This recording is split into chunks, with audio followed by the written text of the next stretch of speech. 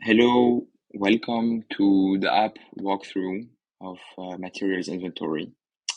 I'm going to start first with the products tab, which is the tab you will land on when you open the app. You will automatically see your Shopify products populated in the app. They will be split by variants. As you can see here, for example, there is the large, medium, and small variants. If you don't see this data or that you see that it's out of date, you can always click on Get My Shopify products and data at the top right to trigger a refresh. So initially you will land here. All of this will be zeros and not available under available products. You will see the price that's coming from Shopify, and you will then move to the materials tab. The materials tab will initially be empty, obviously. So it's up to you to create your materials. In that case, I'm taking the example of a candle shop. So as you saw, the products were candles and the materials are, for example, fragrance, wax, wicks, and glass containers. So these are my raw materials that I store and that I have in inventory, and I use my raw materials to make the products that I sell, which are the candles. So the first step would be to create materials. You can use this form here at the top to create a material and set a quantity that you have in inventory. Once you create your raw materials, they will appear under this table, and you can click on any of the raw materials where you can set a description, SKUs, barcodes, unit costs, and more fields that you can see here. You can also set low inventory alerts, which you will receive by email when the inventory reaches the corresponding thresholds. The alerts can also be dynamic in the sense that they can adapt to your daily sales rate and your lead time. Without getting into too much details, you can always see the history of inventory movements for your raw materials, and you can always create movements in inventory using this form here. So for example, if you receive stock or if you damage stock, or if you use it for manufacturing, for example, you can set the quantity and create this action. So this is for the raw materials. So the first step is to create these raw materials. The second step is to create the recipes of the products. So in our example, which are candles, you can click on the product as I'm doing here, and you can use this form to add materials to the recipe. So in that case, I already did that, and I have a recipe here for the Christmas candle. And you can see that, for example, I'm using one container, 0.5 liters of wax, and one wick. These quantities in the recipes are the quantities that you need to make one product. So for example, if I need to make one Christmas candle, I need one glass container, 0.5 liters of wax, and one wick. So always keep that in mind when you're creating the recipe. Once you do so, you get the breakdown of costs. So for example, there's $1.1 of container, $1.2 of wax, etc. So the app can give you the cost of the product based on the materials cost, and also factoring in the labor cost that you can set here. So if, for example, on top of these costs, I have labor costs, I can add it here, and it will be taken into account by the app, so that the app can show you your profitability numbers and your percentage of cost in the total selling price. Once you do that, you will start seeing numbers being populated in the available products column. So for example, I see here that I have 30 available products. I have 0 in the on hand column, which means that I can currently make 30 products, 30 candles from the materials. You can see the breakdown here. The on-hand quantity is the quantity of products that are already made. So if you assemble products before orders coming in, you can store them here under the on-hand quantity. If you don't, you can keep that to 0 and just let the app populate the products available from the materials available.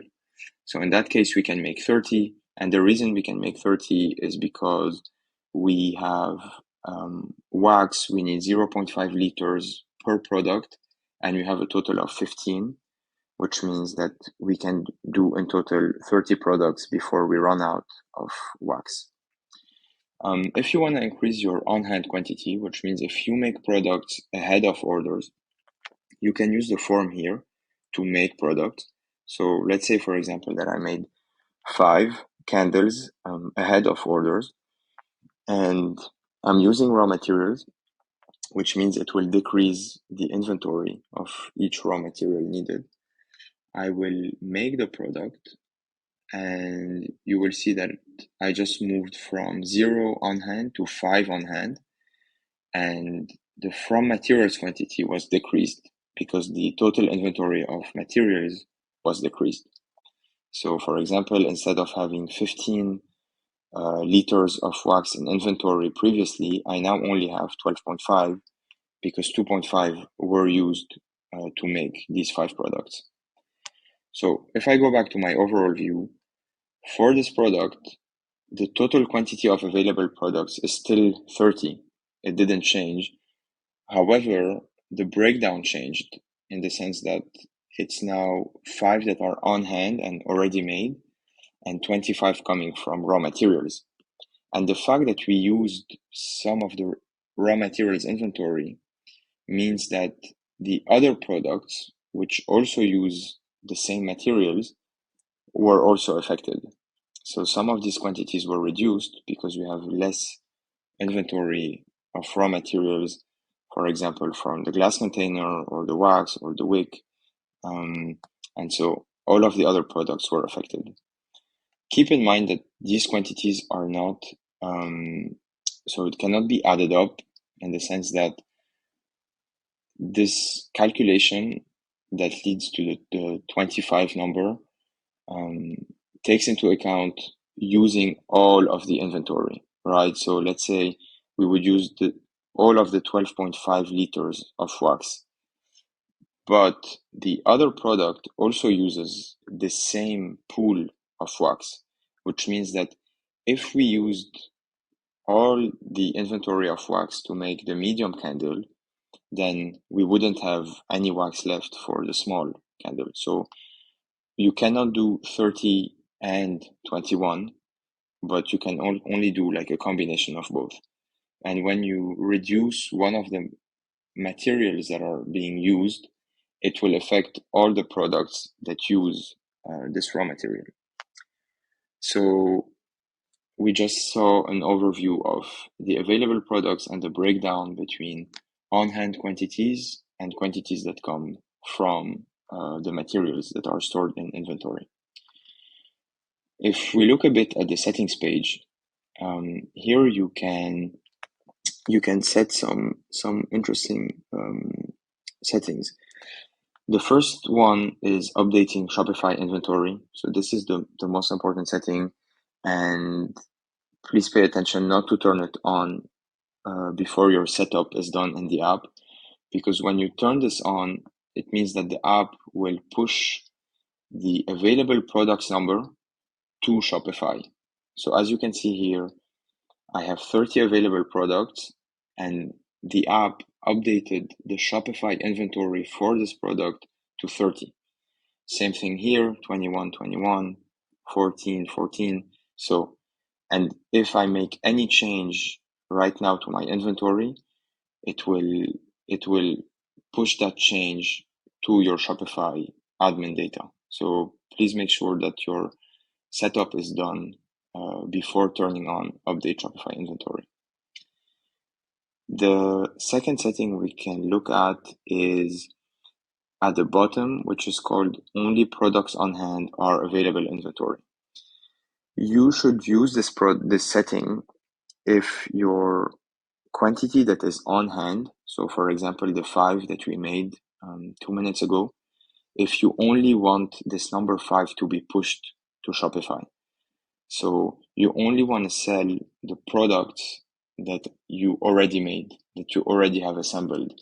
You don't want to sell the products that you could potentially make with raw materials. So if I turn that on just to see what it does, and I go back to my products, you will see that the available products quantity has changed from 30 to 5 because I only have 5 on hand. If I refresh the page, I will see that on Shopify, the change was also made. So this number 5 was pushed to Shopify and the Shopify inventory was updated to 5 instead of 30 previously. So this is up to you if you want to sell only the products that you have already assembled, or you want to sell all the products that you can potentially make.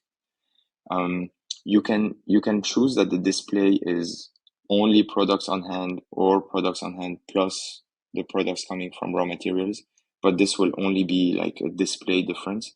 It won't it won't affect the number that's going to Shopify. So these are the most important settings to look at initially.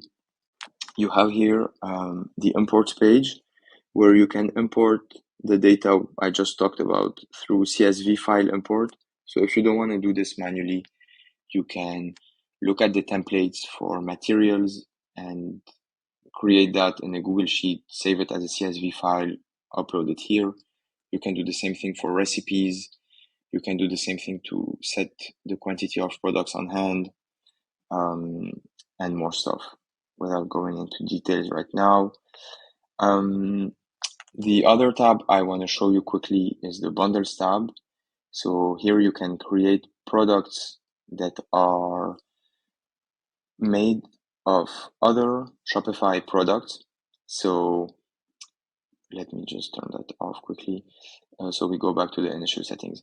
So for example, this Shopify product is a product that I have in my Shopify admin, but that is actually a bundle. So it's a product that is made out of other products. So when you're buying the Christmas bundle, for example, you're getting the small Christmas candle, the small licorice candle, and the lavender candle. So you're getting one of each. And this bundle is, so it will cascade through the products to go to materials. So it's the same logic that we saw in the product recipes, but for bundles, and the changes will cascade through. So if I talk about what happens when a Shopify order comes in, you will see that, let's say, for example, a Christmas candle from medium size is ordered on Shopify. Someone buys 5 candles. When someone's gonna buy the 5, what's gonna happen first is the app will check if there is any products on hand. It will see that there are 5 products on hand, so it will use the 5 products that are on hand. It will decrease this quantity to 0, and the materials inventory will stay unchanged. They won't be used because there were enough products on hand when the order was placed.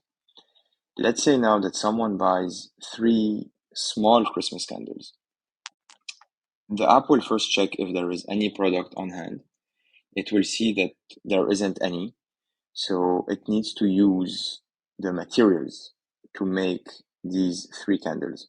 So the app will look at the recipe and use the quantity needed to make 3 candles. So it will use 3 glass containers, 30 milliliters of the fragrance, 30 milliliters of this one, 1.5 liters of wax, etc.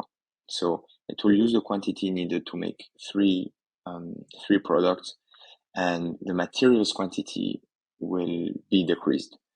You will always be able to see that in the history. So you can see, for example, here that I have a shop order that was placed. For example, initially there were 1,200 in inventory, minus 42 that were used for two candles that were bought, and I ended up with 1,300 minus 1,311. So this quantity will be decreased into negative territory, so that you don't lose track of your materials inventory data. I won't go into more details.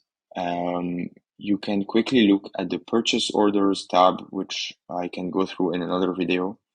And these purchase orders are orders where you can keep track of the inventory you're buying. And when you receive these orders, the inventory quantity will be increased. The other tab you can look at is the packaging. The packaging are items that you use per order.